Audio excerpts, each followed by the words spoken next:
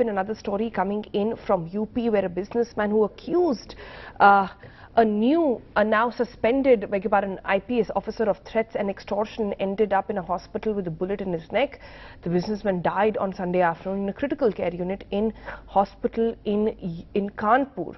Now, in 2014, the batch IPS officer Manilal Patidar, the former chief in Mahoba, was suspended last week over charges of corruption. He and the other two policemen were later charged with attempt to murder and extortion by the police on directions of the Chief Minister Yogi Adityanath.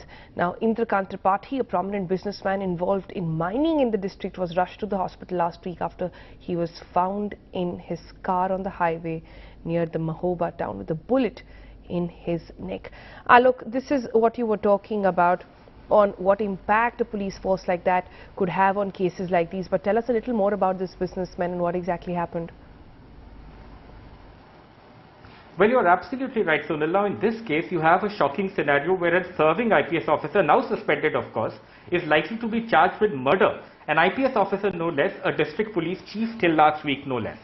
Now, this is a case, a very shocking case, where this businessman put out a series of videos a few days ago, Sonal, alleging that the police officer, the then superintendent of police, Mr. Patidar, was indulging in threats and extortion.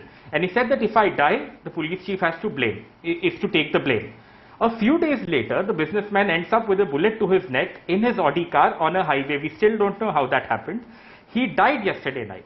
After he took a bullet to his neck, the UP government announced the suspension of this police officer and two other police inspectors or sub-inspectors in Mahoba. It's a mining-rich district. There are a lot of lucrative mining contracts there.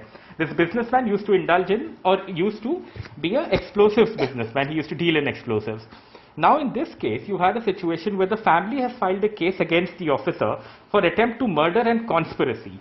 And now that the gentleman has died, the only question is whether this will automatically turn into a murder case against a senior police officer in the district, ex-police officer from the district, and what ramifications that does have for a police force that is already facing so many accusations of high-handedness.